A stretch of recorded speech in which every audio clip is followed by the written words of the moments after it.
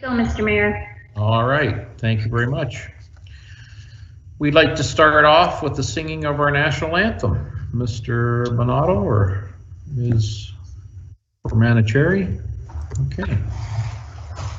Oh, Canada, our home and native land, true patriot love in all of us command. With glowing hearts we see thee rise, the true north, strong and free. From far and wide, oh Canada, we stand on guard for thee.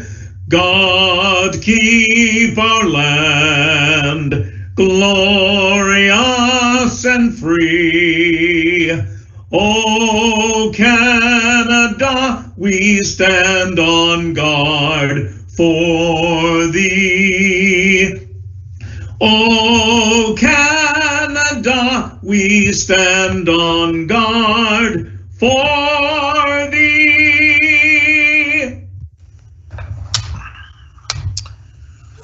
Thank you, David Nairn, Artistic Director of Theatre Orangeville.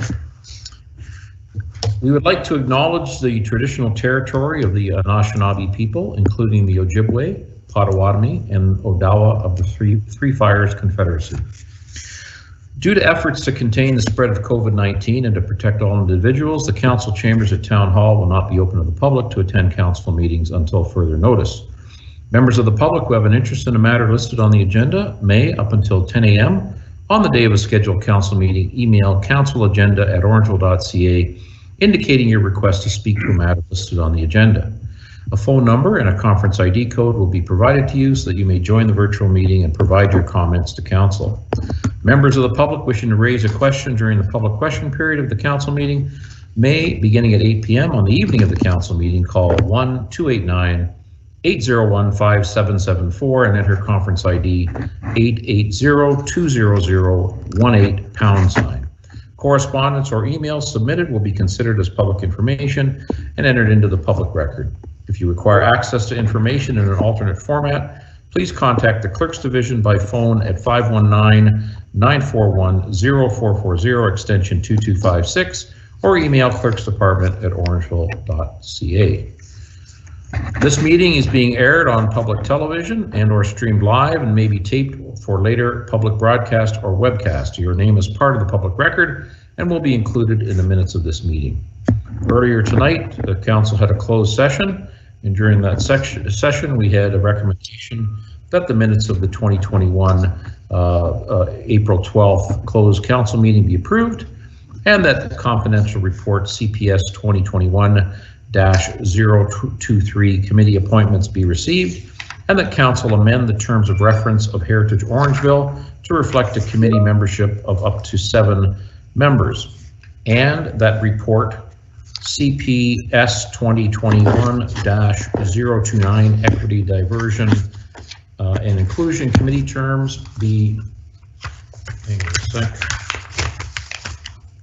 terms of reference be amended as approved by council, and that council appoint the following members to the Equity, Diversion and Inclusion Committee: Sharon Aliff, Polver Folks, Grandis, Patty Thomas, Natasha Fisher, Sushil Sundil, Shauna McNally, Hazel Mason, Carolyn Stacy, Nikita Peters, Robin Mclean, Don Kelly, and David Nairn, and also that council appoints Councillor Andrews as a member of the committee. And that staff bring forward a bylaw to amend the appointments to various boards and committees, which is bylaw 021-2019, and that staff proceed as directed. May I have a motion to approve that, Councillor? Councillor Post, seconded by Councillor Andrews. All in favor? Thank you. Also, we have an amendment to the council minutes of April 12th as follows. There's a minor issue that the new business section of the April 12th states that Earth Week activities are the week of May 15th, but the announcement was that tree planting event had been moved to May 15th, which unfortunately is incorrect as well. So could we have a motion to approve the minutes of the April 12th meeting with those changes? Councillor Peters, second by Councillor Taylor. Any other errors and omissions? No, all in favor? Yes. Thank you very much. Okay, moving on to presentations, petitions, and/or delegations. So right now we have Mr. Terrence Carter joining us and Pastor Matthew Mclean. Mr. Carter, over to you, sir. Well, thank you very much, Mr. Mayor and members of council. It's a privilege to be with you tonight. I'm here to support the motion which the mayor has brought to form a special committee, a mayor's special committee on men's homelessness. Reason for it is that I've seen the need myself over the last number of years and wanted to share this information with you. With our offices at 211 Broadway, I've had opportunities over the last 7 years to see men who are in need of shelter, emergency shelter. First time occurred back about 7 years ago. The name of the young man was Ben, and Ben is still frequenting the lighthouse beside us. A young man who was curled up in the corner behind our building. When I came in early one morning at the end of October, he was very cold. He had nowhere to go. And I asked him if he needed some assistance, and he said obviously he did. I got him a motel room and provided him with some assistance and brought him over for dinner that night and lined him up with the county, and the county did do a good job of helping him in the short term. As a result of that, I worked with the county on a committee to deal with men's homelessness. We had discussions over a number of years to see if we could get a men's shelter set up in Orangeville. There just did not seem to be the initiative, the will to be able to do that. And after about 2 years of study and discussion, it came to an end. Keith Palmer was the director at that point of housing. And again, they did a good job. They tried hard, but it didn't go ahead. And it was unfortunate because of it. Instead, what there was an emergency shelter fund that individuals could make contributions to the county to support getting emergency shelter for men in need at some of the local motels.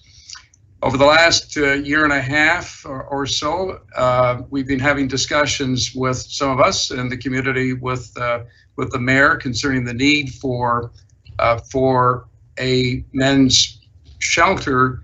Pastor Matt has been part of that, and really he's the most important person that you'll need to listen to tonight.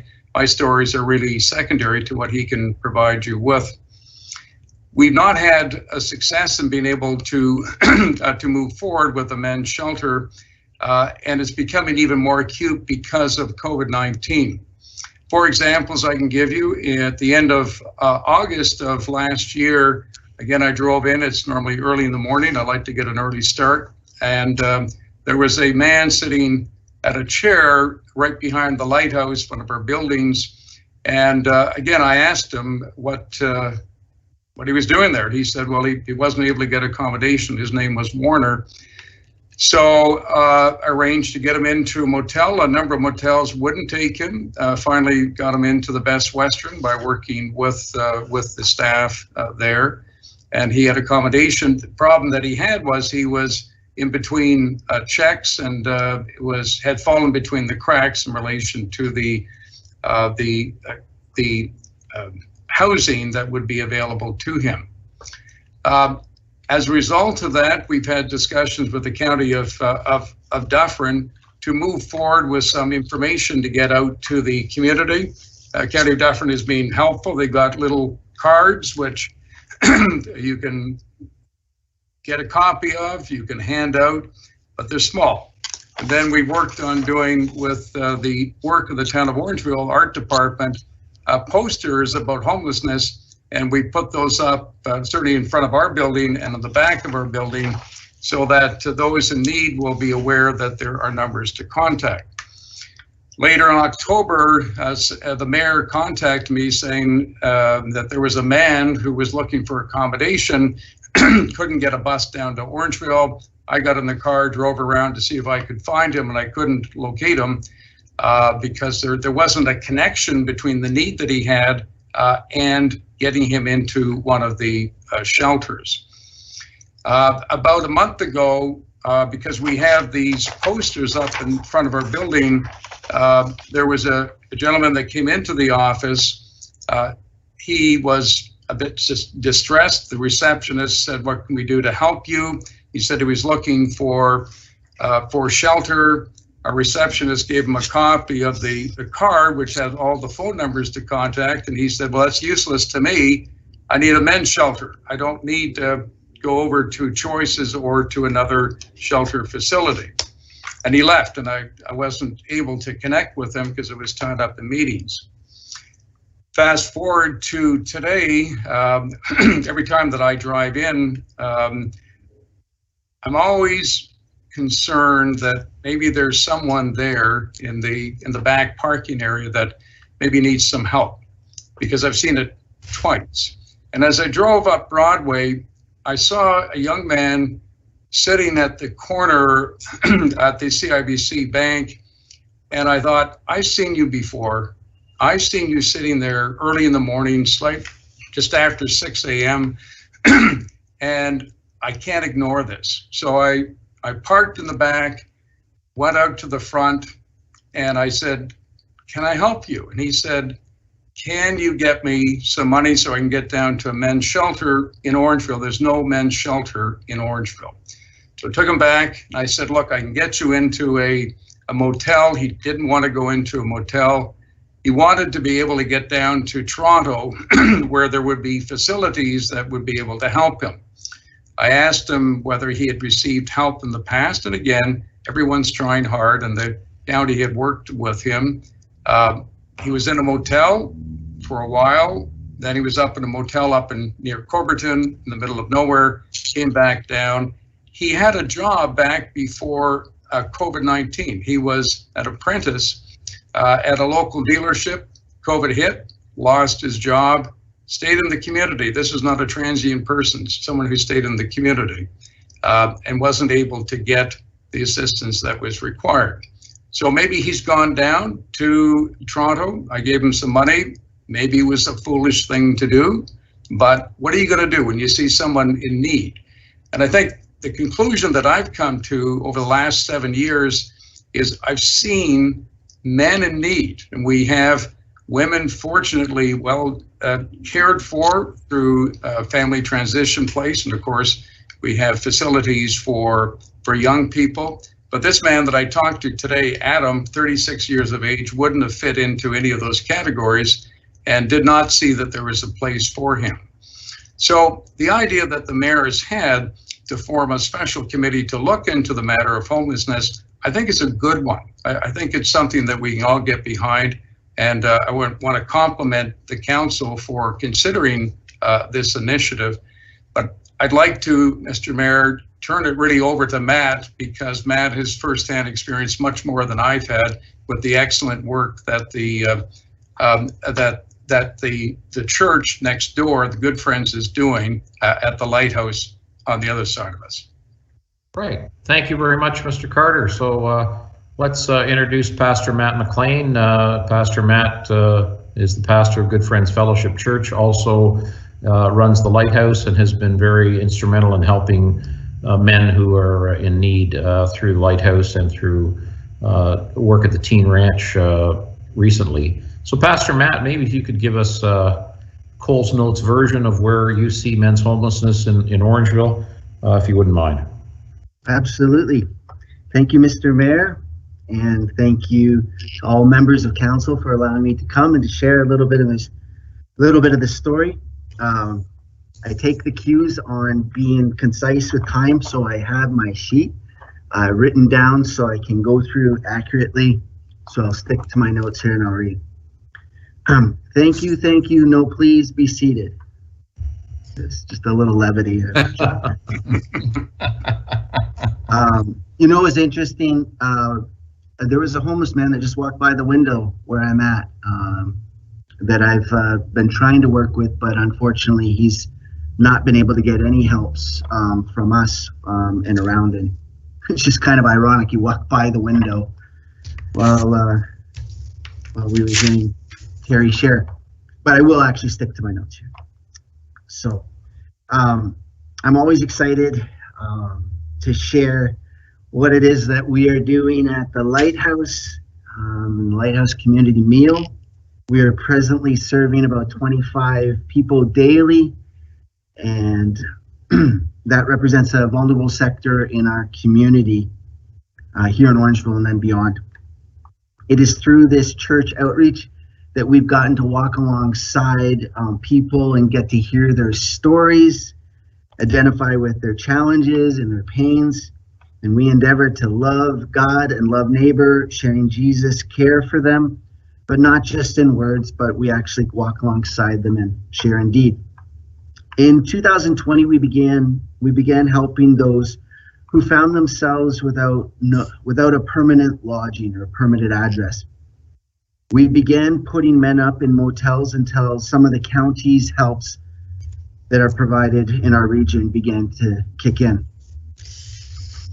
The news of what we were doing began to spread in the community, and soon we had to make some serious decisions on whether we would continue to take on more cases or not. Then we approached Teen Ranch and asked if they'd be willing to house some of our patrons there for a short time. I started off with, this is probably a bad idea. And then I presented it, which is not a good way to do a pitch, but it went forward and Teen Ranch agreed. And we've been housing men in that amazing location since late fall 2020. And we have housed 10 men up to today, and we have invested in more. I'd like to share a few stories with you. One man that Terry has already spoken of, Ben. Terry found him many years ago behind our buildings. And also he used to wander the streets lonely and talking to himself.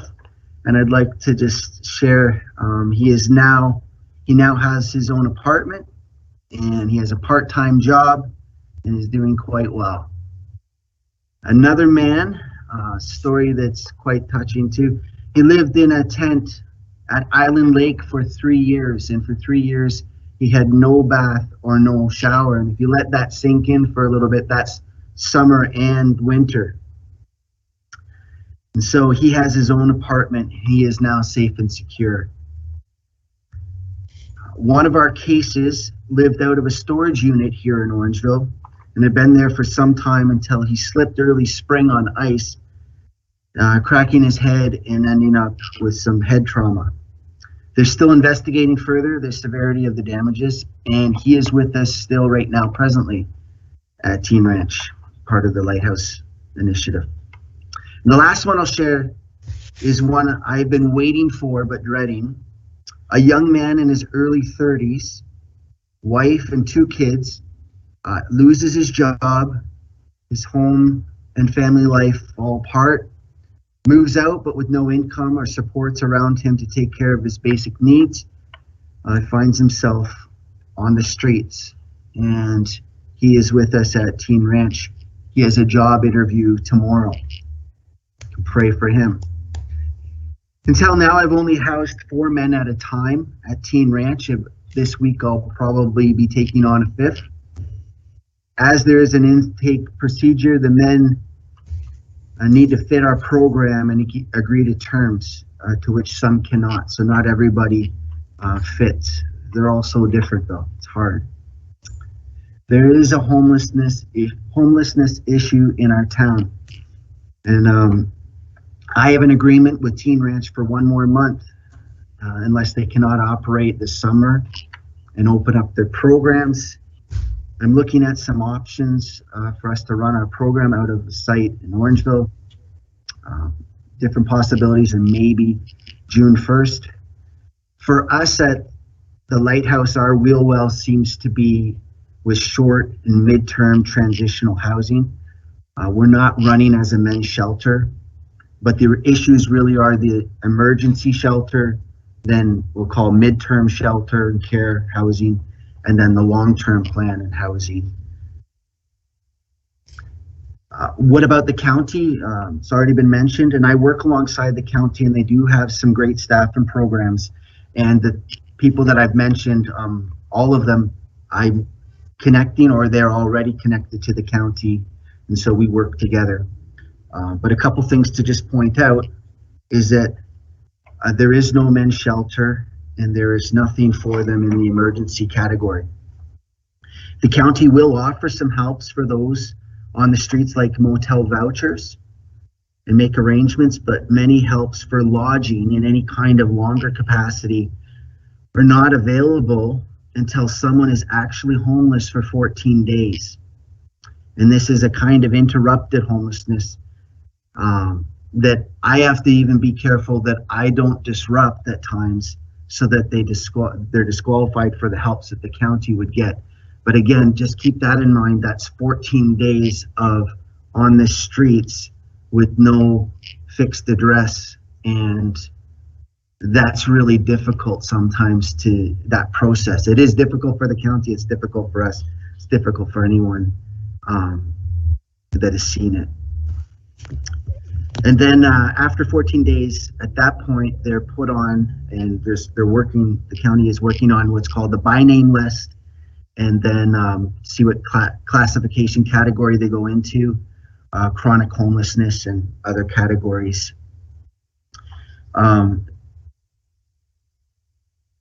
There is a big hole and a problem to be fixed in our area.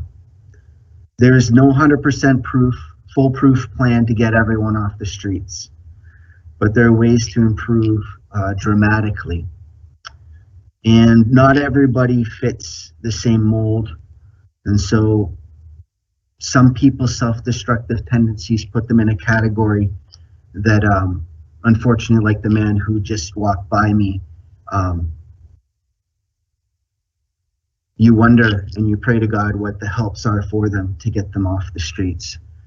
But there's people that, like the mayor, who's been talking to me regularly about what we're doing, Terry Carter, and I know many others in our community that want to see this improve dramatically. And so I think that this is probably where I'll maybe end, but happy to answer any questions that you have. I'm kind of the guy on the street, serving 25 a day. It's there where I get to see the new people from the community. They find us because that community speaks together with one another, and then they come and we find them, and then we try to see where we go from there. I want to make sure in no way am I trying to belittle the county and their efforts, but they have handcuffs, and because there is no shelter, and even in the middle term plan, it is really difficult. So I will sign off there and happy to answer any questions if you have them. Right. For myself or Ted. Pastor Matt, I want to be the first to thank you for all that you've done in our community. It's really remarkable. Thank you for helping those that are in need and continuing to help. Councillor Andrews, you had your hand up, sir. Thank you very much, Your Worship. Pastor Matt and Mr. Carter, thank you very much for being a part of our discussion on this matter. And it is quite impactful for those of us that are sitting on this side. I've had the opportunity to be a part of some of that dialogue that you've spoken about. And every time I've attended the meetings, virtual, every time I've walked away, I just shake my head because I say, you know, how can this be? But it is a part of our community that we cannot ignore. And, you know, the question I just wanted to pose to you, Pastor Matt, is the fact, do you suspect that, you know, the pandemic has increased the numbers that you're seeing, or is it been a constant even prior to the pandemic? I'd say it's a constant, and I'd also say that it is increasing, and that's why the last one that I shared, I believe we're going to see more of those that fit that category, but then also the ones that we are dealing with because of the isolation and the anxiety. Mental health and addictions is if you've been following it at all, is way up, which makes this that much more difficult. Very good. Councillor Taylor, then Councillor Sherwood. Yes, thank you, Your Worship. Through you to Mr. Carter, if I may. Mr. Carter, thank you very much for your passion, and I know the amount of time and dedication you had to this cause personally, but I'm curious, like, what's going to happen here at some point is going to be a monetary discussion.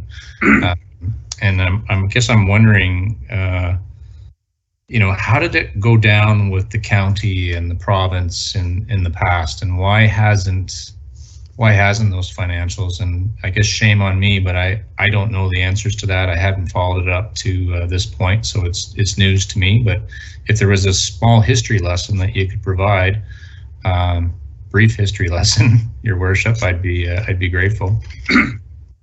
Right, Mr. Carter. I would be happy to. There were discussions about homelessness, again, about 7 or 8 years ago. There really is no problem in raising the capital to get a facility. That's not an issue, and I think that the community would rally behind that. The problem is running the facility. The county, as I understand it, can source funds from the province. It may be part of the county budget, but it requires that there be professionals in place that know how to run a men's shelter. This may be something that can be done through a new organization to be formed. Maybe it can be done as an initiative of the town. Maybe it can be done as an initiative of the county. But after 7 to 8 years, it's time. It's time. We need to do something. We are a compassionate community. We have people that care. We have leaders that care. All of you care. The county cares. We just need to move towards a solution. And a men's shelter isn't going to fix everything, but it's going to be a start instead of the ad hoc, haphazard way that we have to deal with it now. So I think, Mr. Taylor, Councillor Taylor, that if we have sort of a momentum from the community, and maybe that momentum could be done through the Mayor's Special Committee to bring people together in the community, and politicians and those who are managing both the county and the town, to work together towards a solution, to find a facility. Raising the dollars in the community, I think, is quite doable. I don't think it's going to be a strain upon the town of Orangeville, but we have to do something. It's just not working. Very good. Thank you, sir. Councillor Sherwood, and then Councillor Post.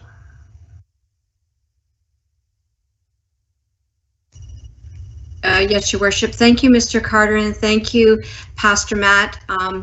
It's great to see you guys here, and you'll definitely get my support for this. I too have experienced that firsthand. I'm a weekly volunteer at the Orangeville Food Bank. So there's many families, single men, women, whatever, that come in there all the time. I had an incident where a young client came in, a young man in his 30s. They gave him food, lots of food, bags and bags of food. And as he was walking away, I was leaving my shift and offered to give him a ride. And I loaded all his things in the vehicle, and when we got in the car, I said, where would you need where's your home? Where would you like a ride to? And he didn't have a home. He directed me to a foresty area behind the industrial area, and that's where he wanted to be dropped off. So it broke my heart. He had nowhere to go, but he had food, and I thought to myself, how fortunate was I to have a home address to go to, and here's this man I'm dropping off into a wooded area. So I would be very much in support of this committee. I do know there is desperately a need for that. And thank you again for everything you do. Thank you, Councillor Sherwood. Councillor Post. Thank you very much, Mr. Mayor. One of the most important social determinants of health is access to safe housing. And, I want to thank Pastor Matt and Mr. Carter for being here tonight, and the work and passion that you have towards this initiative.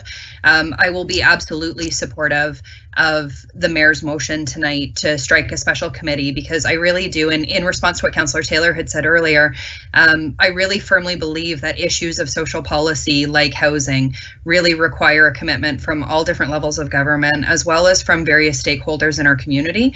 And I think this is going to be a really great opportunity for the town of Orangeville to really get into that discussion. And as you've mentioned, the County of Dufferin is already doing great work. And when we can come together as the town of Orangeville to support that initiative, that's how we make strong social policy and make our community a better place for everybody. So thank you for your time tonight, and thank you for being here. Very good. Deputy Mayor McIntosh. Thank you, Councillor Post. Thank you, Pastor Matt and Mr. Carter. I will be supporting this 100%, and I'd also like to sit on the committee if possible, but we can work those out, fine tune it later. Thank you. Very good. Yeah, I think the idea tonight is to approve this. There'll have to be terms of reference of the committee that we'll have to work on, and we'll be dealing with that a little bit later in the agenda tonight.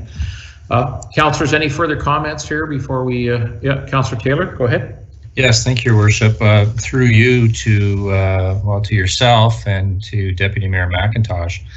I'm just, again, please don't take my comments as negative towards the cause, because it is not. I will be voting in favor as well. Just always find it curious that when issues that I would say are, I guess, leaning towards what I would call a county initiative come to us. And again, I think your initiative is great, so I don't want anybody to get back on their heels.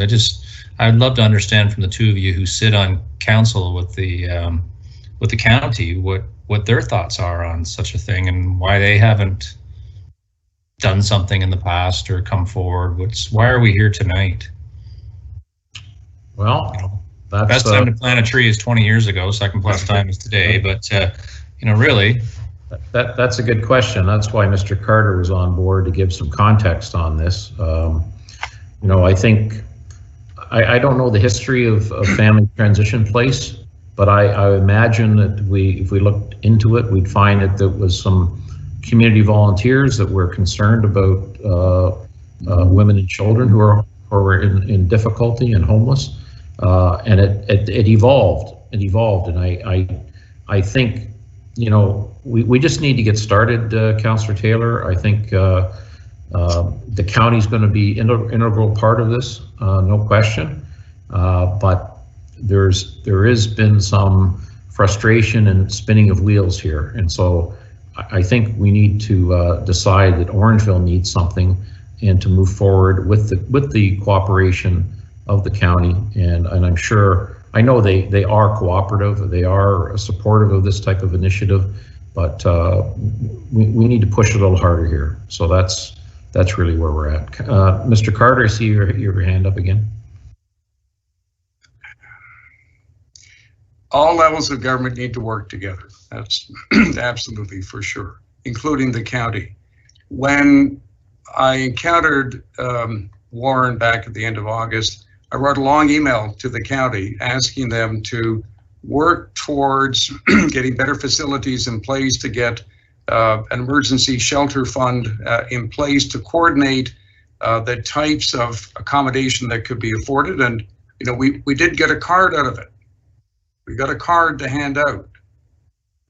Then it was because of the town of Orangeville, we've got ads in the paper, which I asked for. I asked for ads to go into the paper. I think the town of Orangeville can take the lead here, can set the example. I understand that there's definitely a role for county, and we need to work with the county. But after 7 years, there's no men's shelter.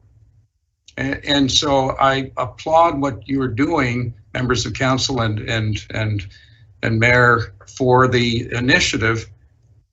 If the county's not going to take the initiative, maybe it's time for the town of Orangeville to take the initiative, work with the county. Of course, we all have to be part of a team, but something's got to be done. This cannot go into another winter. We can get something in place over the next, you know, year, and hopefully change the course of this discussion so that we can be proud of our town, that no one's left out in the cold. It shouldn't happen. Okay, Councillor Taylor, one more. Yeah, if I may, Your Worship, I want to preface by saying I think it sounds like you've got a seven zip piece here, but it's always confusing to me what next steps are and who's going to do things. Like, what would Warden White say about an initiative like this? And have you linked in with him? Does have the two of you, being the deputy mayor, had conversations with them about this step? Like, it's fine for Orangeville to step first. It really feels like that organization should be, leading it. Yeah. Deputy Mayor McIntosh, go ahead. Yeah, I don't disagree with everything Mr. Taylor, Councillor Taylor is saying. It may well turn out that once we get this started, the county will actually take it over. We need a starting point, and I think this is a good starting point to see who needs to run it. And I'm not saying we're going to run it. Maybe the county will be able to run it and get their finances. So if not, obviously, we'll have to take a bigger role, but we need to start somewhere. Yeah, very good. About 5 or 6 months ago, Mr. Carter and Pastor Matt and I sat in on a seminar put on by the Lighthouse of Aurelia, and it was quite an uplifting story about how they got started. And it was a collaboration between the city of Aurelia and Simcoe County up there that gave some seed money to get things rolling. That group of individuals then applied for grant monies and got some significant support from the province and private foundations to get this rolling. And so we need to get started, and I appreciate Mr. Carter and Pastor Matt here giving some of the context and the backstory here to allow us to move this forward. So I think terms of reference need to be developed quickly, and we need to get this committee constituted as soon as possible, and bring in the county obviously into these meetings for sure. All right, thank you, Pastor Matt and Mr. Carter. Thank you very much for your time today, and we'll discuss this a little bit further later on this evening. Thanks. All the best. Thank you. My pleasure. All right, moving on to staff reports, 12.1. So this is a report, staff requiring additional funding for the Operations Center roof project. I'm wondering if Mr. Osmond can give us a little Coles Notes version of this and the need and how this came about. Mr. Osmond. Thank you, Your Worship. Good evening.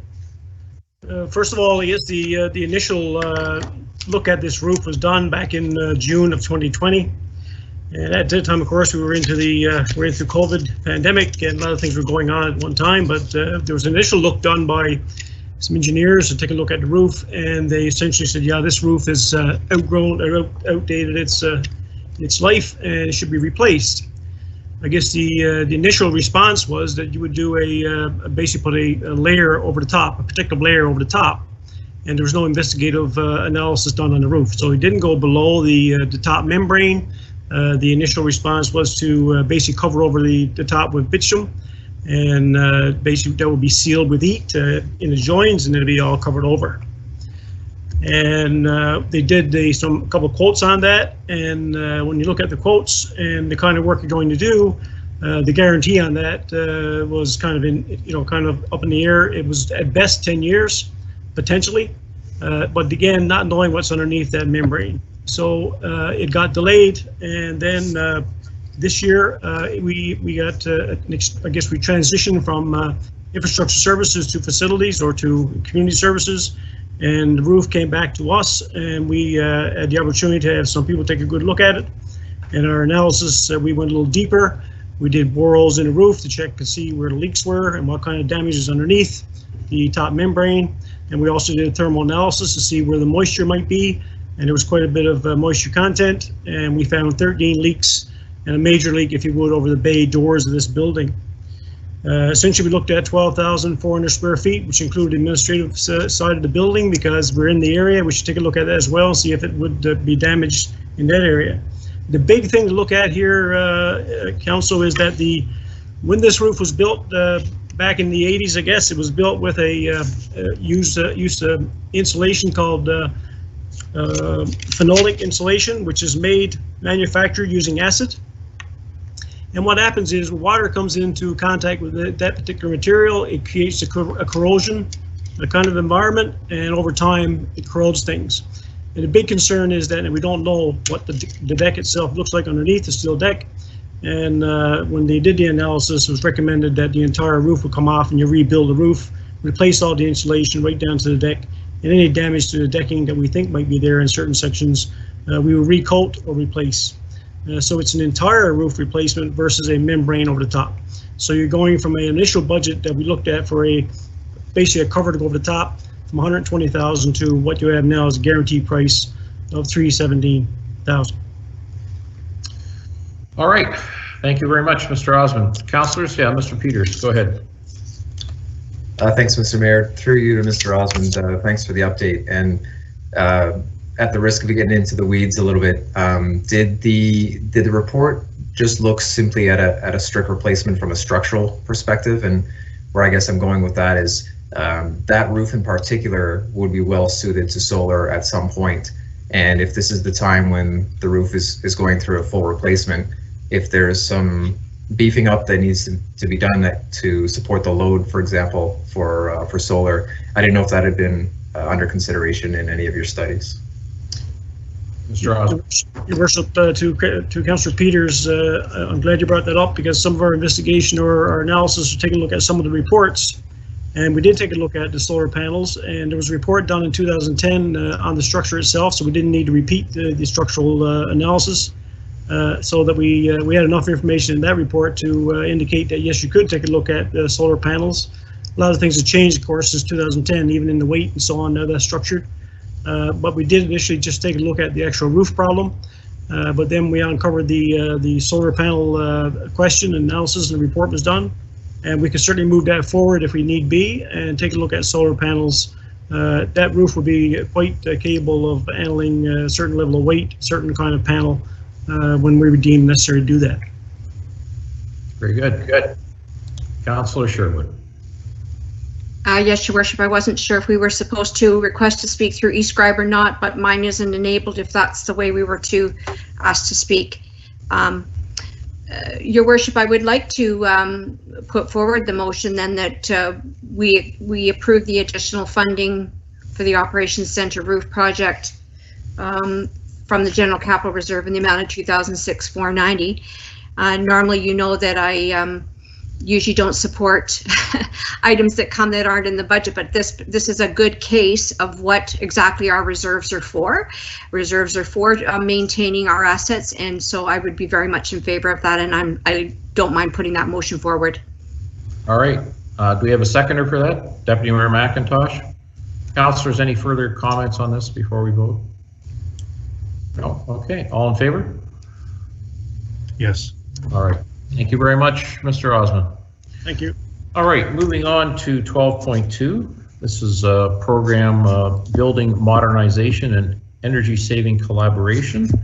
Wondering if Ms. McKinney can give us a short talk about this for the public and councillors who weren't able to attend a session with you. Thank you, Mr. Mayor. This is a joint report from Community and Corporate Services. We recognize that financial sustainability, digital transformation, as well as a commitment to climate change efforts are priorities of this council. And we also recognize that buildings are a significant investment on behalf of the town. So the town has basically done a review of the current state, as well as what we perceive to be as the ideal future state, which we have detailed in the report. And we've put forward recommendations for council's consideration. And what we're recommending is that the town would basically go through a procurement process to identify a strategic partner that would be willing to invest in replacement of some of our capital assets and move towards full building modernization through really a portfolio approach. And then the operational savings would recoup that investment over time through a self-funded model. There's checkpoints in the process so that if we were to go through any of the gates that the town wasn't happy with return on investment of the proposal, we could cancel the procurement, but that is our recommendation at this time. Very good. Councillors, any further questions on this matter? Mr. Andrews, go ahead. Thank you very much, Your Worship. I just wanted to comment to Ms. McKinney and Mr. Osmond. Thank you for this detailed report. I will be supporting your recommendation. I feel that, you know, we have to take a look at the costs of running our capital assets, but at the same time, if there's ways of looking at some form of reducing that those costs, I'm certainly in favor of it. Just one question to you, Ms. McKinney, for the sake of transparency of risk. Is there any perceived risk in moving down this path that our general public might need to know? Thank you through the chair. We would suggest the answer to that is no, because there will be points in time in the procurement process where if the town isn't realizing the benefits it's anticipating, it can cancel the process. Very good. Thank you for the answer. Thank you. Councillor Peters and then Councillor Taylor. Go ahead, Councillor Peters. Thanks, Mr. Mayor. Just a couple of comments and then a question for Ms. McKinney.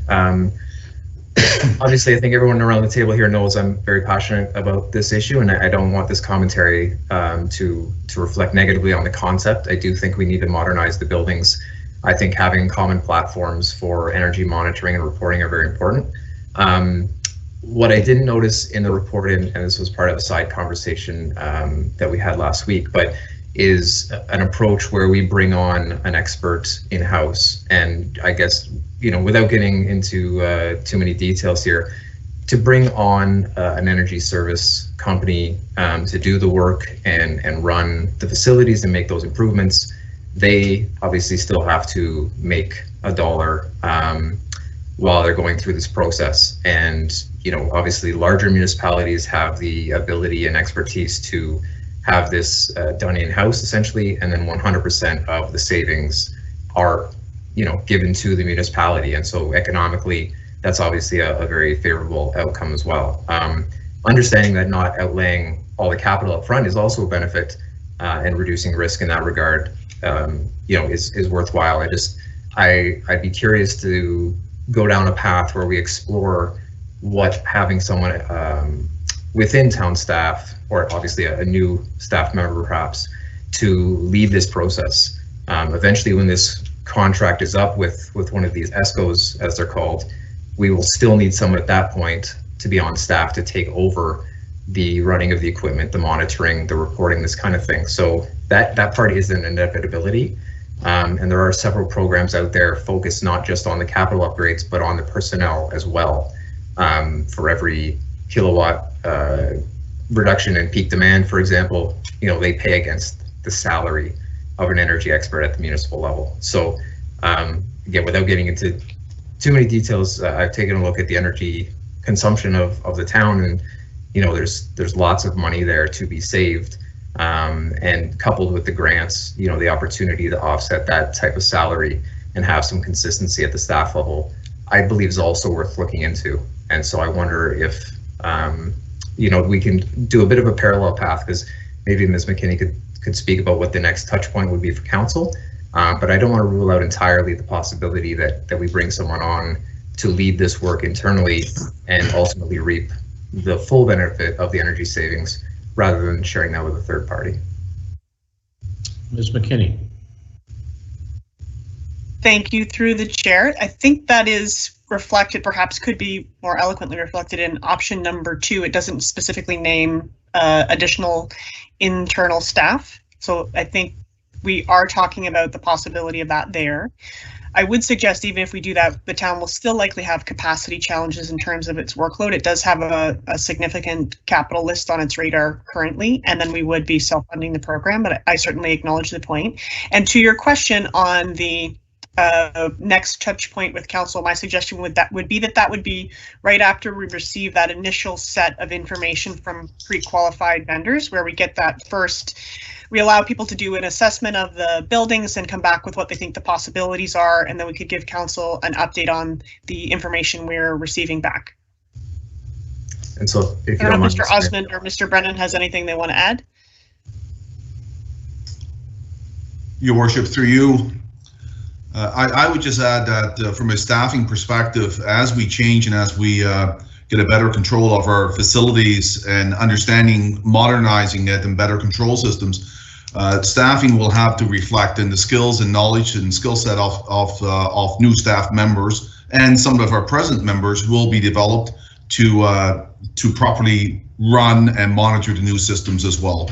So whether it's a one person or a share of knowledge for many of our operators and many of our staff, we certainly have to address that as we move forward in staff development and in staff retention, as most organizations would have to do. So we would address that as we go forward with this initiative potentially. Okay. Councillor Peters, did you have your hand up again or not? Yeah, sorry if I could just follow up briefly. I do appreciate the comments from Ms. McKinney and Mr. Brennan there. So I think the one thing that might have been left out of the report is that while I realize the staff angle had been presented, I would love to have a greater sense of what that looks like, especially given some of the funding programs for staff that are in that capacity. So obviously, that aside, that's not the current recommendation. And so if I move to that model that's being recommended through you to Ms. McKinney, would we only allow bidders, for example, on NRCan's Tier 1 ESCO list, for example, because they have a list of about 10 providers that have already been approved at the federal level. And I wonder if limiting to those vendors is a good first step in ensuring that we don't have any funny business, let's say, because Orangeville entered an energy contract about 15 years ago and it didn't pan out for us economically, and I don't want to make that mistake again. Ms. McKinney. Thank you. Through the chair, that's certainly something we could explore with our legal team. In order to access those lists, we usually have to go through a process, and I'm not sure we've completed that specific one yet. That being said, our legal team did have some advice on this particular procurement, and we can certainly put those pieces together. Very good. Ms. McKinney, do you have any idea of what kind of investment you would be talking about? I mean, I guess that's an awful open-ended question, but is there any concept of investment that the town would have to put on if we followed Councillor Peters' suggestion? We haven't done a holistic review through the chair. We haven't done a holistic review of all of the assets, but Mr. Osmond has done a review of the immediate term investments that he knows need to be made in the community services portfolio on the must-do list. To expand it out to the should-do list is something that we certainly can look at if that's council's wish. Okay, good. Councillor Peters, you're satisfied? I'll take a break. Yeah, thank you. All right, Mr. Osmond, I see you just came on there. Did you wish to speak there? No, thank you, Your Worship. No, I was just getting excited. Your Worship, it's a good piece of business. I think it all comes out in the business case at the end. But to Councillor Peters' point, our immediate view on investment is that in the 2021-22 budget, we've allocated anywhere between $4 and $5 million for large assets, i.e. things like the sustainable refrigeration, ice plant, the HVAC systems in all of our buildings. Primarily right now in this particular project, we're looking at the recreation centers and town hall. And these are big assets that require a lot of investment. And what this particular program does of course, is uses our energy savings from that investment to pay back over a period of years. And as I said to some previous meetings and during budget processes, that you can invest this kind of money in an arena, as an example, and the payback would be anywhere from 10, 12, 15 years, depending on how you utilize that equipment. In our case, I mean, we look at the sustainable refrigeration plant as an example in the Alder. To replace that as a $2 million price tag. To invest it through this route would be something we would pay back over a period of time. And if it works, you save a lot of energy, and you also get to use that energy for other purposes in the building. Whereas right now you're seeing it basically go in the atmosphere. So it's kind of interesting when you look at this kind of idea and philosophy. But the big thing is that it's really about taking a look at what's best for the town of Orangeville, what's best in terms of the business case. And if it works out and is viable, we would definitely go down that road, or recommend go down that road. But we got a lot of work to do before we get there. But some really good points taken, and we still got a lot of work to do with the procurement process. So as Ms. McKinney has already alluded to, we are working on that. And the idea now is if we get agreement on the concept, we can start doing a lot of legwork. Thank you. Just following up on Councillor Peters' next touch point. So if we did go with option 3, which was going through that process of bringing on, I guess, is it a RFP? Is that what you would do, Ms. McKinney? Mr. Mayor, we would do a RFP queue. So we'd pre-qualify vendors who would then have the opportunity to move to the next stage. And once we get into that, is there any going back? Is there any backtracking at that point? We still have the ability to head that off at the pass, do we? Through you, Mr. Mayor, yes, there is going back. We made sure that in our discussions we confirmed that with our legal team, that there were checkpoints when we could gracefully exit the process without having incurred any costs or risks. Right. Okay. Very good. Councillor Taylor. Yes, thank you, Your Worship. Just some commentary, if I could. I think one of the most frustrating things for people in this town is the rate of taxes that we pay. And as I sit in this chair, one of the most frustrating things for me is the amount of money that we pay on operations. And candidly, it's the capital investments that are sexy. Those are the fun things that you invest in to make your town better. And the more we can save on the operational portion of our business, the more we can invest in the capital side of the business that will make the town a better place. So in my mind, I've always been told in business that you should try things, and if you fail, good for you. Learn from your failures and move on and don't do it again, essentially. So this, to me, it's a bizarre concept. It's a creative concept, and I think that we should applaud Ms. McKinney and Ray for coming forward with this idea.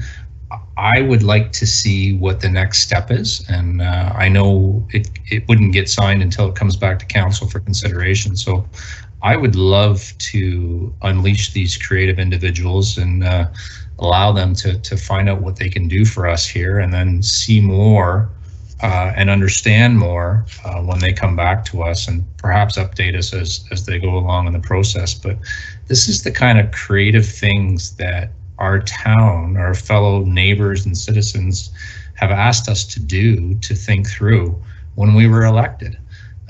So I applaud the effort. I'll be voting that we allow this to be understood and come back to us at a future date. So thank you very much for bringing this forward, Ms. McKinney. Appreciate your leadership on this. All right, councillors, any further comments at this point? Councillor Peters.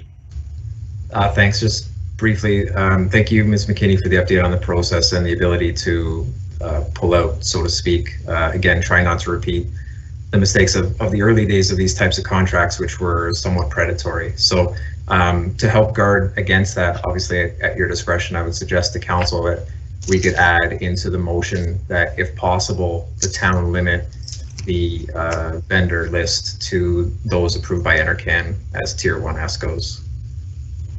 Obviously, check with legal and whatever checks and balances need to be done, but a process has already gone forward to vet some of these processes and companies, and I think we should take advantage of that.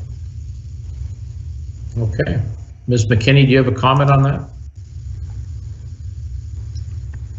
Through the mayor, if that's council's wish, we're certainly prepared to bring that forward, and maybe the catalyst just be if we're not able to access that list, because as an example, when you want to work at the provincial BORs, you have to go through multiple steps and you have to meet certain qualifications, then maybe we could just provide an update on that.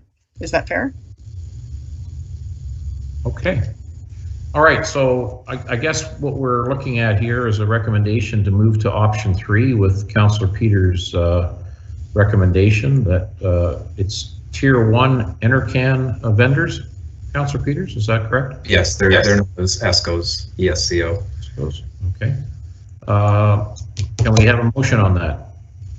Councillor Taylor, seconded by Councillor Andrews. Any further comments, councillors? Okay, all in favor? Oh, yes, Ms. McKinney? I apologize. I just want to clarify the point, Mr. Mayor. once we also get to that point, in the event the federal government doesn't give us the list to access as part of the formal process, we would have the ability to approach those vendors once the process is actually open so that they would be able to participate. I just felt like I should round that out for you. Very good. Okay. All right, councillors, all in favor of that motion? Yes. Very good. Thank you. Okay, moving on to 12.3. This is the 2020 remuneration of councillors and local board members. Recommendation that the report CPS 2021-035 dated April 26, 2021, 2020 remuneration of councillors and local board members be received. May I have a motion to receive this report, please? Councillor Post, seconded by Deputy Mayor McIntosh. Any comments here on this item? Councillor Sherwood, did you have your hand up? No? Okay, all in favor of receiving this report? Yes. Thank you. All right, moving on to 12.4. This is a recommendation that report CPS 2021-031, the 2022 municipal election voting methods be received, and the council pass a bylaw to authorize the use of optical scanning vote tabulators and a vote at home program in the 2022 municipal and school board election. May I have a motion on this, please? Motion, Councillor Post, seconded by Councillor Sherwood. Councillors, do you wish to comment on this? Councillor Sherwood, go right ahead, and then Councillor Peters. Yes, Your Worship. I just wanted to make a comment with regards to the paper ballot with the vote tabulators. This was the way we used it last time, and I don't think there was any glitches or problems with it at the actual voting stations, but I can tell you that there was definitely some issues with getting the results back. And I find that the time issues on the last election, they took over an hour to get the results to the media, and it didn't provide that information when it was displayed that all polls were in. So I felt it a little flawed and frustrating waiting on the results. I know it was well over an hour. And I believed when we had training on the tabulators, the whole idea was that the chip would be put in and the results would be read instantly. However, the results for each poll were not reported to the media. So the public were never really made aware of any running results. And it seemed once the final results came in, they weren't told to the media that it was final results. So I just wanted to make mention that I didn't mind that paper ballot with vote tabulators. However, getting the final results was very frustrating because it seemed to take a long time when we were told it was a quick and easy way of getting results. Right. Okay, Councillor Sherwood, I think our new town clerk will take that under advisement. I don't know that we have an answer on that, but Madam Clerk, did you want to make comment on that at all? Certainly, Mr. Mayor.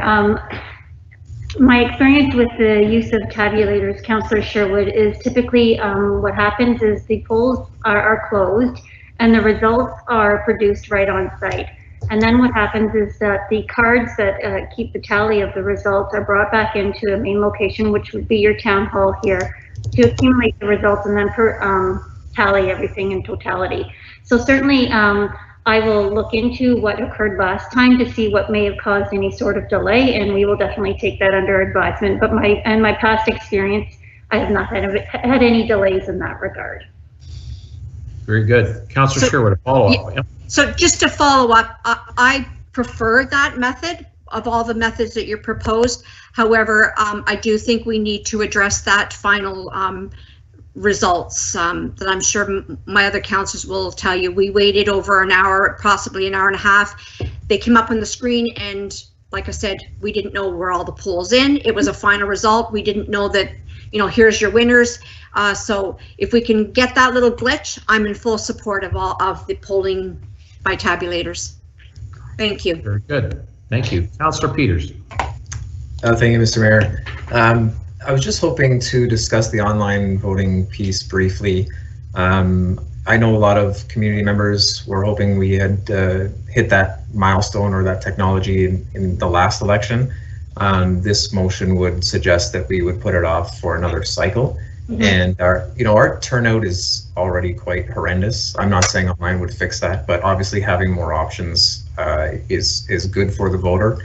I'm just curious if other councillors had thoughts on it, because I obviously had hoped that last election would have been our last without that sort of technology. And I do appreciate the burden we've put on the clerk's department and perhaps new sort of regulations coming down the line, but to put it off for another 4 years just doesn't quite sit with me. So I'm curious how everyone else feels about that.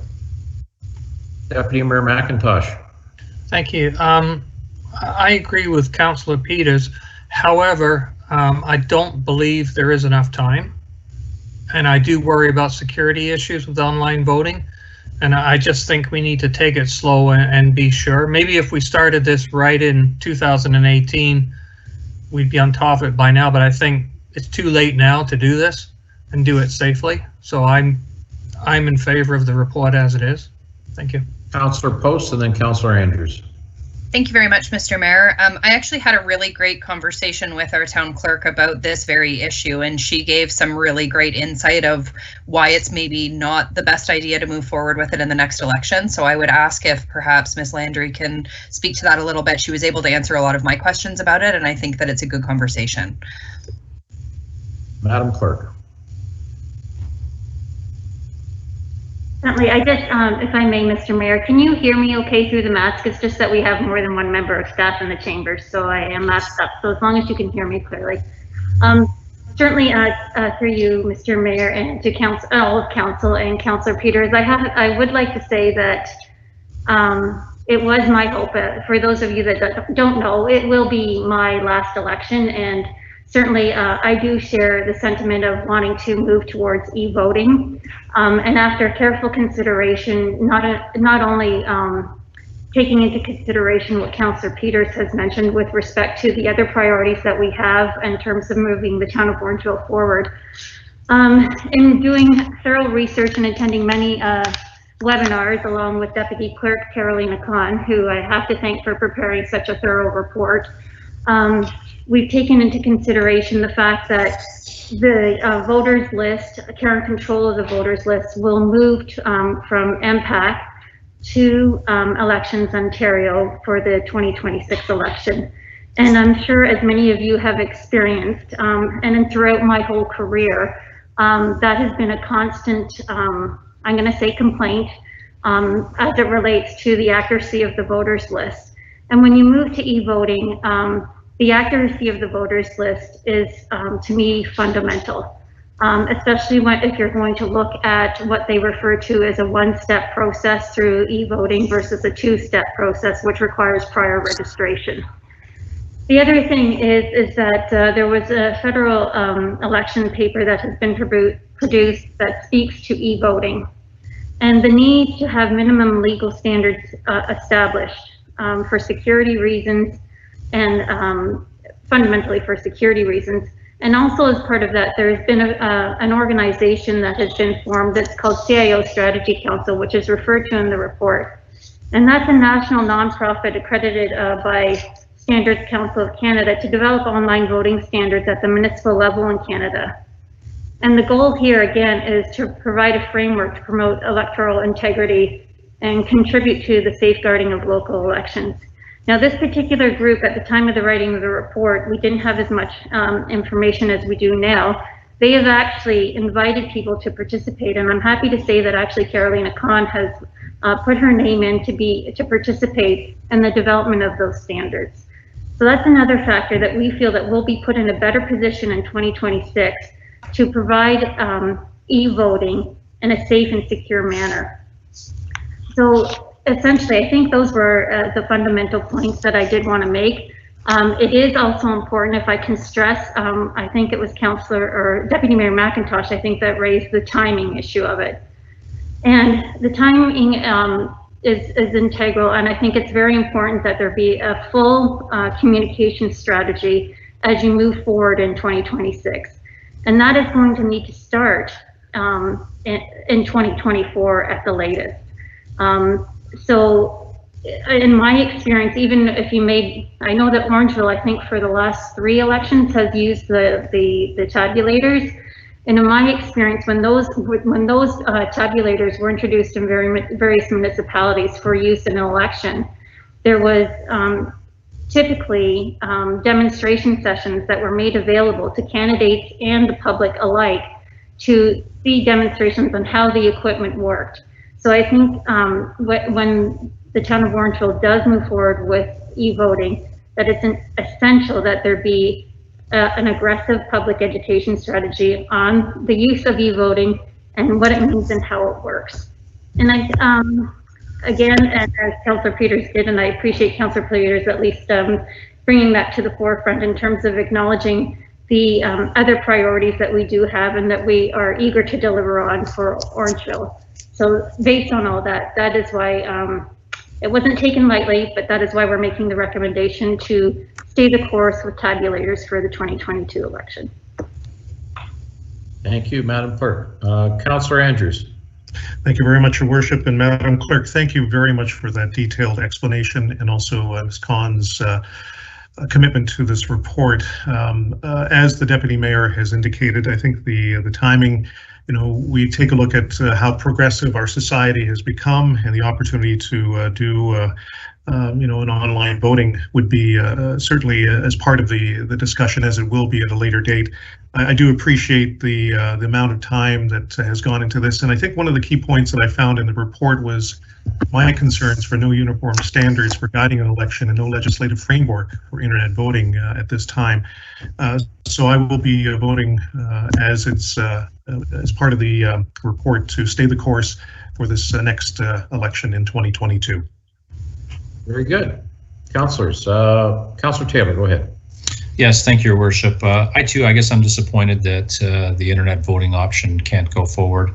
However, it makes me more nervous than not, just because of its, inability to be policed at this time. So I think that taking Ms. Landry's advice is the proper thing, and even more disturbing than that, Karen, I'm so upset this will be your last election. I don't think I knew that, so I'll have to save up, I guess. We'll all have to pitch in. I got $2 or $3 that I'll put into a retirement gift for you, and wish you well. Big bucks. All right, very good. So we talked for a bit there. Did we pass or agree to a motion yet on this? We did. Okay. So any further comments, councillors? So we're voting to move ahead with the recommendation as per the agenda. All in favor? Yes. Very good. Yes. Thank you.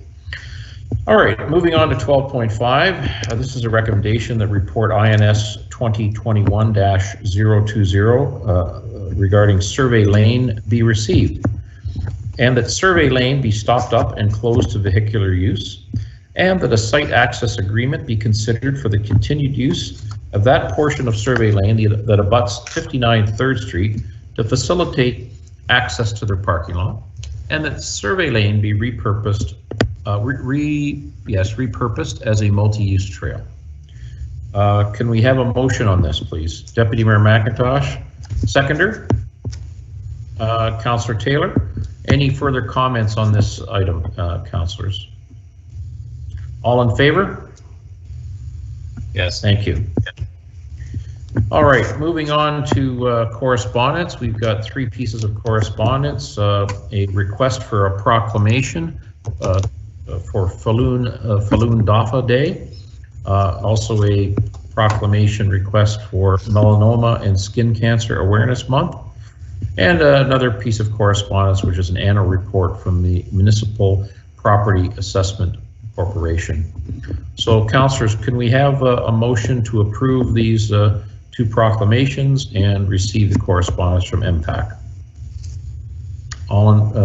Councillor Andrews, second by Councillor Taylor. Any further comments on these correspondence? All in favor? Yes.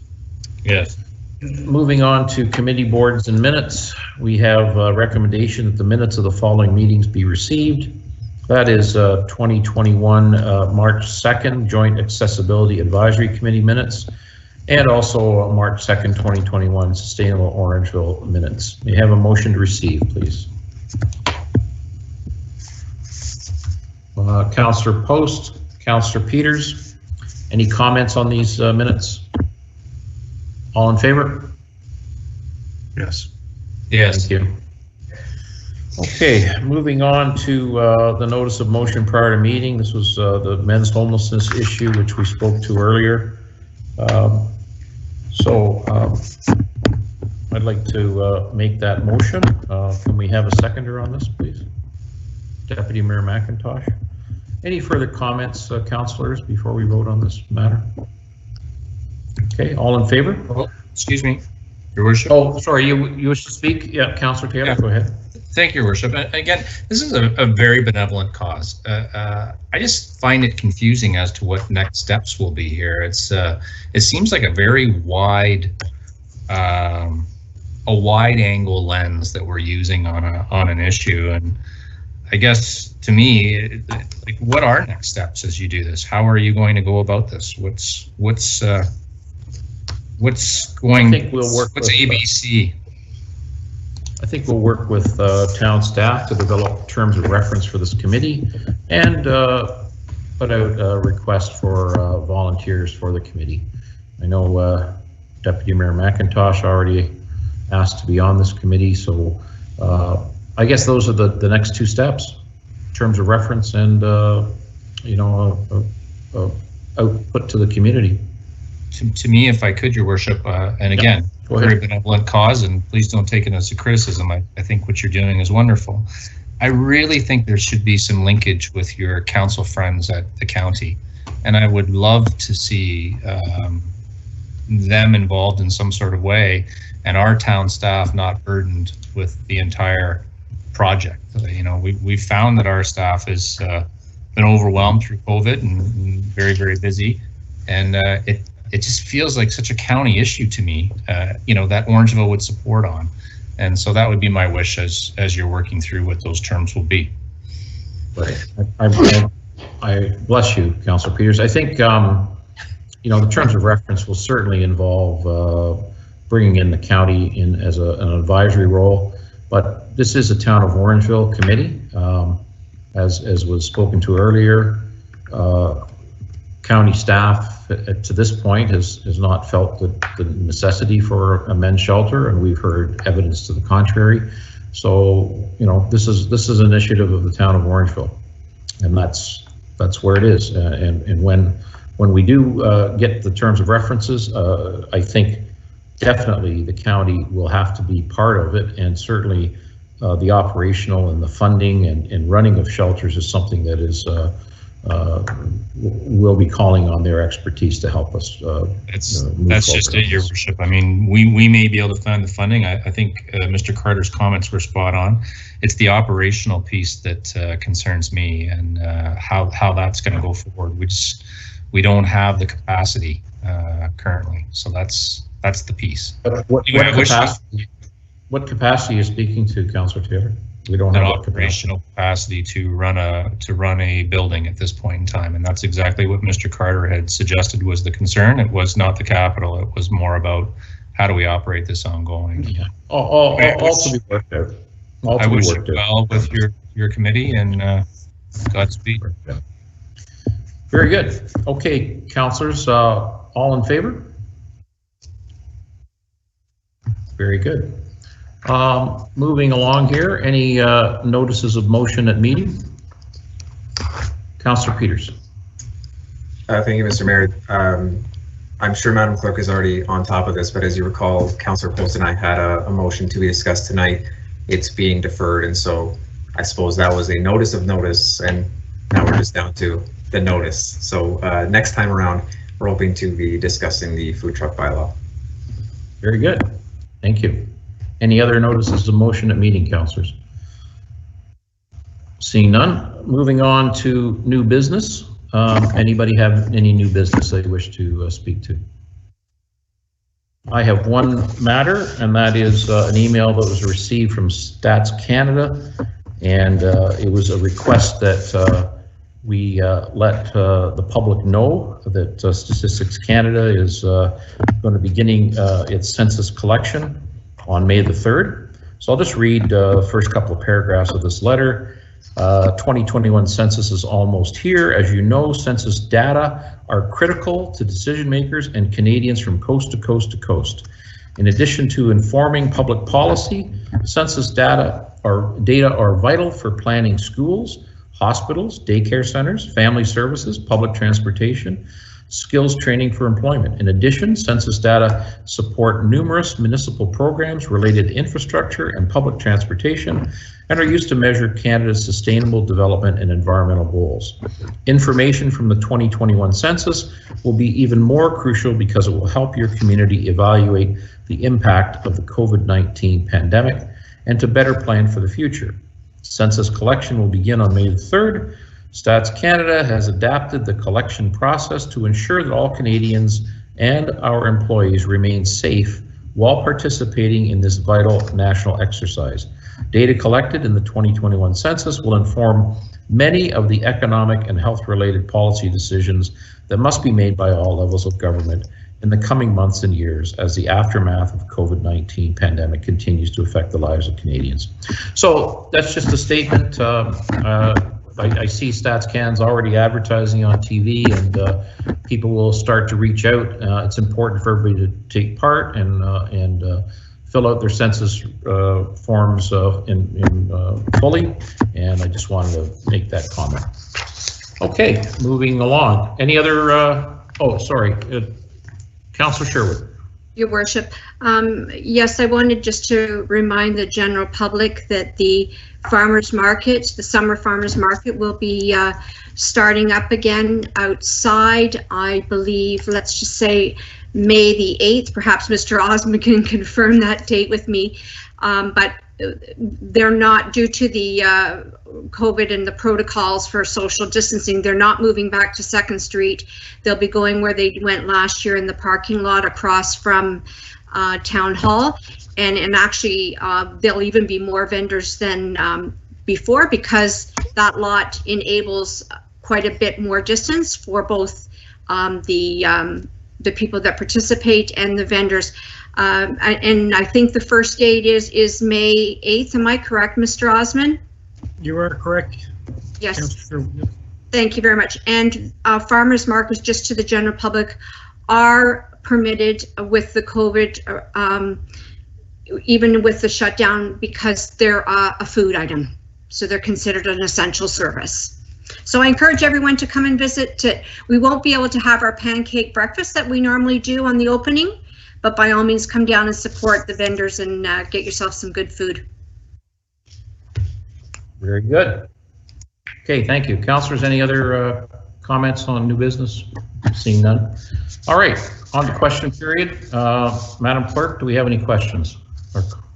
I'm not certain whether we have any questions, Mr. Mayor, but we do have one person on the line. Okay, go right ahead. Hello, I'm not sure if you can hear me or not. Yeah, go ahead. We do hear you. Okay, thank you very much. Please. My name is Tracy Newman. I have been a resident of Orangeville since 2008. Before I actually go ahead with my question, I would like to address you directly, Mr. Mayor. As my question, concern, and complaint is directly related to you, I would ask your consideration at this time for my level of comfort to turn the chair over to any other council member of your choosing while I proceed. No, I don't think so. I'm the chair of this meeting, so you go ahead, Ms. Newman. I'd like a point of order to be raised and to challenge that response. It's a personal point of order that I'd like to challenge that response. So would the clerk weigh in on that, Your Worship? Madam Clerk. I can advise council members that points of order have to be raised by a member of council. Is there a precedence for such an action to occur, Madam Clerk? No, my experience and according to our bylaw, points of order or points of personal privilege are raised by members of council. Ms. Newman, please carry on. I thank you for your clarification of that through you to the clerk. I appreciate that. The reason for my coming before council tonight was in regards to a situation that happened to my family at my residence on Saturday. As I'm sure you are all aware, because I have sent a letter to all of you, what happened on Saturday was extremely scary, disturbing, and upsetting to myself, my family, and my neighbors. At approximately 6 o'clock, 3 women showed up in a car to a neighbor's house, stating that they had been sent there by someone who had ordered sexual services through an app. My neighbor, who was quite disturbed, upset, and scared, crossed the street to come to where my husband was working on his car outside. At which time, my son, who was sitting in his car having a cigarette, got out and checked out what was happening. He came inside the house panicked, telling me that there was a situation in front of our house. I went outside to find 3 women who were self-identifying themselves as prostitutes, who were attempting to extort money from myself, my husband, our neighbor, and refusing to leave our premises. We asked them to leave, they wouldn't go. At that point in time, they began escalating towards my son. It became extremely real, extremely scary, and I called 911. The officer came. The women, again, self-disclosed their reason for being in town to the officer, refused to identify themselves, and continued to scream and yell at us. The entire time that this transaction was taking place, the women were taking pictures of us. They were taking pictures of our house. They were taking pictures of our cars and pictures of our license plates. We left feeling very unsatisfied with the result that happened with the OPP. I have addressed that directly with the OPP and have since been satisfied by the response of the supervisor that I spoke to. But in the moment, we were quite scared for our safety, and even more so concerned that a colleague or another individual would come into our neighborhood, causing further stress and duress.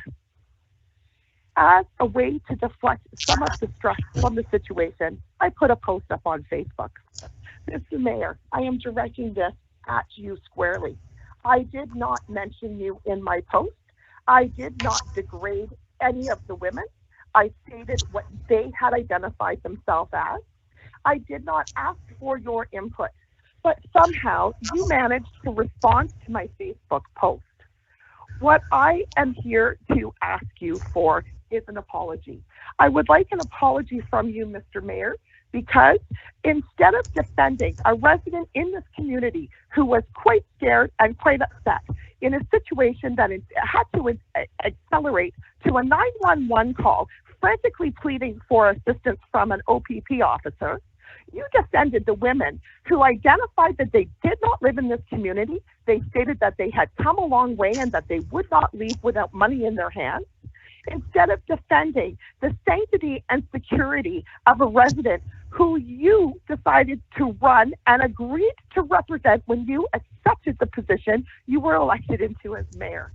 I'm further disturbed that in a response to you via an email, you stated that you alleged that the variation of the story that I related to you, to my friends, to whomever I chose to relate, wasn't necessarily accurate. I am deeply offended by the position that you have taken in this issue, and I am certainly not confident that you will be able to represent me unbiased in a moving forward situation. Your response, please, Mr. Mayor. Well, thank you for your thoughts there, and it certainly does sound like it was a difficult situation you were involved in. My comment to you on Facebook was that those people that find themselves in the sex trade, that there should be some empathy for those people. It's a very difficult situation that those people found themselves in. I did not in any way detract from the concern and what happened to you, but I did mention that these people have got trouble, have got problems as well, and we should be somewhat empathetic to those sex trade workers who have a very difficult life. That's really all I've got to say on this. I'd like to continue to use more of my time if I have any more time available. Go right ahead, ma'am. Your response in your emails were quite dramatically different than your response right now. While I understand that sex workers certainly do have challenging situations before them, I can't even not begin to place myself in a position where I would have to choose that line of work for whatever reason. I also am full well aware that in that profession, and I will call it a profession, there are often violent and at times even deadly scenarios that play out. In this situation, however, Mr. Mayor, these women came into our town. They came to my place of safety and sanctuary. They actually blocked my neighbor's ability to leave because they had blocked off her driveway. Unlike me, those women had the opportunity at any time to get back in their car and leave. I did not have that opportunity because they were in front of my house in what I deem to be a threatening situation to myself and my family. Again, Mr. Mayor, I am asking that you apologize for the comments that you have made today about what was an extremely scary situation to my family. Yes, Ms. Newman, I would like to apologize to you if you took my comments, in a personal way. I was just trying to direct attention that those people that are in that line of work have a very difficult time. We don't know the circumstances. I don't know the circumstances. I understand the police attended. If you're unhappy with the police attendance there, I understand that you can make comment to a supervisor at the police at OPP, and they will look into this further. So again, my apologies if you took what I posted in a way that it wasn't meant to be hurtful to you at all. It was just, I felt that the way that the post went out, it needed another side to the story with those women that were involved. And if that offended you, I apologize. I thank you very much for acknowledging that it offended me, Mr. Mayor, and I thank you very much for your apology. One final suggestion before I bid you adieu for the night. Quite frankly, I believe that everybody has the ability to speak freely, and I would never ever suggest that be muted. However, when you use a personal Facebook account, both for the reasons of business of the town of Orangeville and your own personal opinions, those lines tend to get blurred. I would request that you consider creating an independent Facebook profile for your position as the mayor of Orangeville to eliminate any type of conflict like this on a moving forward basis. Thank you for your recommendation.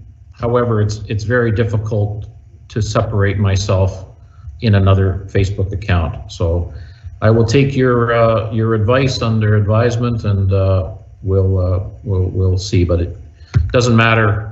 I've got a couple of Facebook accounts, and if I make a post, it will be perceived as coming from the mayor.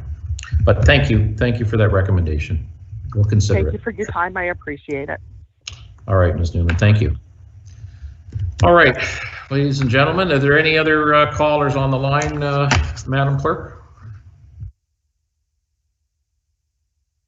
I'm not aware of any other callers on the line, Mr. Mayor. Very good. Okay, moving on to item 19. Here's our bylaws. Recommendations are that the bylaws listed below be read 3 times and finally passed. A bylaw to authorize the use of optical scanning vote tabulators and a vote at home program in the 2022 municipal and school board election. A bylaw to amend bylaw 021-2019 to confirm appointments to various boards and committees, and a bylaw to confirm the proceedings of the council of the corporation of the town of Orangeville at its regular and closed council meeting held on April 26, 2021. May I have a motion Councillor Sherwood, seconded by Councillor Andrews. All in favor? And a motion to adjourn, please. Deputy Mayor, Councillor Taylor, all in favor? Yes. All right, all the best, everyone. Have a good evening. Night, everyone. Take care. Night, all. Enjoy your night.